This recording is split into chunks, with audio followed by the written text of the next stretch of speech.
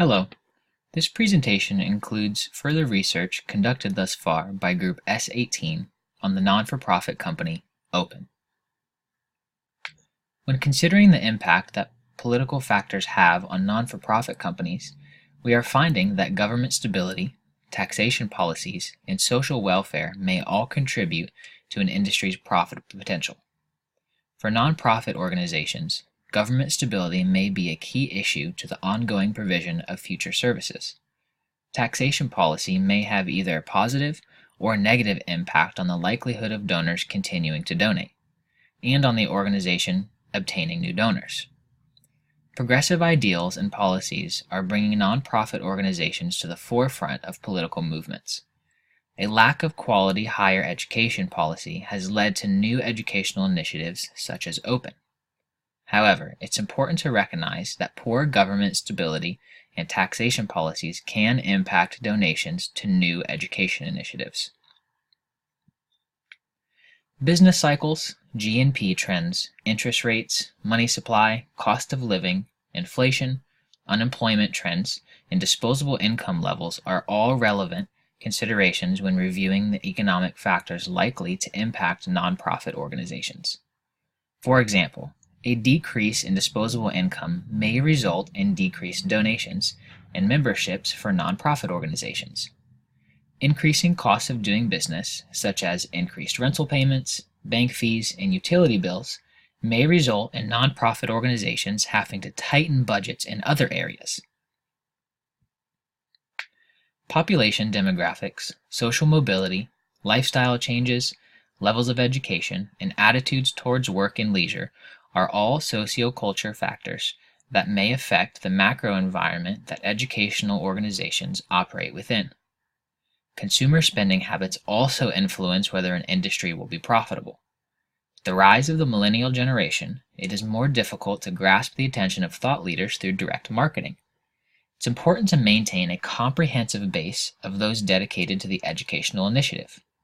One way of going about this may be to enlist socially responsible organizations with a similar vision. In today's market-driven world, it's important to understand that marketing power of a socially responsible public image. It's important to understand legal factors affecting a nonprofit company due to the possibility of significant negative impact. Looking into legal standards in order to determine how much community reform the initiative is actually capable of having. For example, nonprofit organizations are prohibited from directly or indirectly participating in any political campaign on behalf of any candidate or elective public office. There are many other legal issues that can have an external influence on the organization, such as tax policies and the capabilities of the workforce. Certain environmental laws and procedures also need to be taken into account when considering the growth of an educational initiative such as Open. Ignoring these laws and procedures can lead to an increase in cost and penalties. New educational initiatives greatly benefit the poor standards and quality of the environment in an urban city. It creates a gateway for organizations and people to improve something they truly care about. On a global scale, the field of environmental education has grown exponentially due to the focus on climate change, an important topic in the world of new higher education. The ability to network and connect on a global scale has the capability to impact almost every organization, company, and individual. It's become a significant advantage for companies and thought leaders to spread ideas in a matter of seconds. However, the ever-growing field of technology has made it harder than ever for nonprofits to grasp the attention of donors through direct marketing. A more creative understanding of the market and how to penetrate it is needed in today's globalized world. The growth of social media and other related technologies has opened the gates for more simplified and beneficial educational shifts that allow for a donor base that is consistently connected to what they are invested in. A new paradigm in human development must be founded upon a new paradigm in education. A human-centered educational system whose aim is to develop the capacities of each individual to the fullest seems to be crucial. Today, humanity is on the cusp of a major transition in education, our most powerful instrument for conscientious social evolution.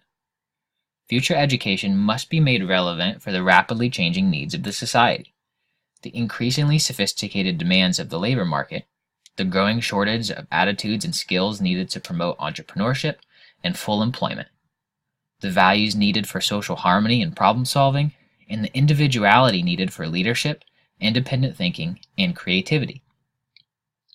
New technology can facilitate a shift from the drudgery of passive knowledge transfer and memorization to the exhilaration of active learning that fosters curiosity, discovery, and original thinking. Think tanks are founded on innovation. Innovation cannot be limited within borderlines. Taking cross-border research, applying and communicating these relevant ideas will facilitate innovation and serves as a great opportunity for educational initiatives. Case 1 serves to advance current knowledge on factors affecting higher education institutions in their quest for innovation in education. Based on an analysis of 10 institutional cases from 5 European countries, a comprehensive description and classification of barriers and drivers of innovation are provided. Results indicated a certain disengagement in relation to higher education institutions and educational policymakers, between businesses and students, as well as between higher education institutions, managers, and their subordinates. This serves as an opportunity for think tanks to facilitate and open lines of communication between educational institutions and their stakeholders. Case 2 focuses on the rapid change in society that must be reflected in education. Higher education is required not only to provide quality academic preparation, but also to fully respond to the social, political, and economic needs of its environment. The progressive complexity of human communities entails consistent reflection on the functions and purposes of higher education and how it is essential to integrate into its founding pillars of research, teaching, and the social, political, and economic demands of its environment. In terms of learning outcomes, 3 areas can be identified from the reports received. Learning should be 1, related to different educational cultures, 2, related to the development of global citizenship and intercultural dialogue, and 3, related to the development and communicative competence. This serves as an opportunity for think tanks to get behind an innovative idea to change education. Education catered to the individual, not the masses. Case 3 identifies the declining quality of higher education systems year by year on various fronts. In this instance, students were apprehensive about the poor quality of seminars, lack of social opportunities, career-based assistance, personalized attention, welfare, and performance feedback, which are all essential for the personal and professional growth of any student. Results link to the quality of faculty and lack of commitment, skills, knowledge, and expertise. Many private higher educational institutions hire professors without emphasizing quality standards.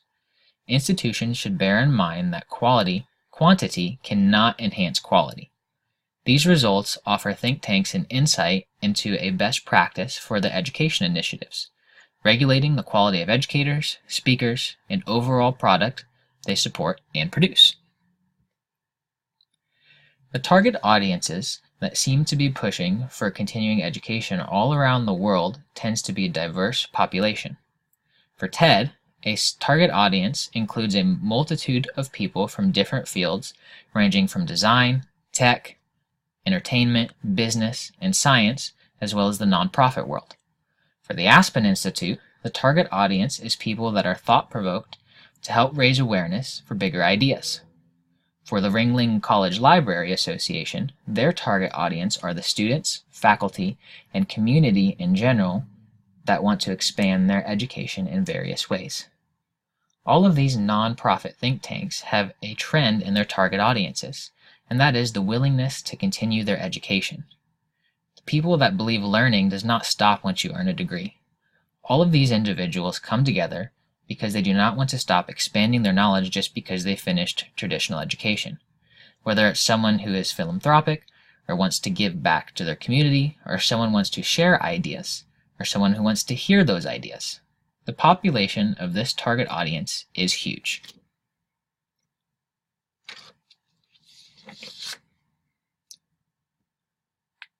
Open and its strategic alliances with USF St. Pete is conveniently located in downtown St. Pete and right in the middle of the state of Florida. With an average annual temperature of 74 degrees, St. Pete Clearwater Airport being 12 miles away, and Tampa International only 20 miles away. This makes Open's location an attractive destination not only for locals, but for visitors and external growth as well. With a partnership with USFSP, Open has access to a database of USF students, their families, and friends.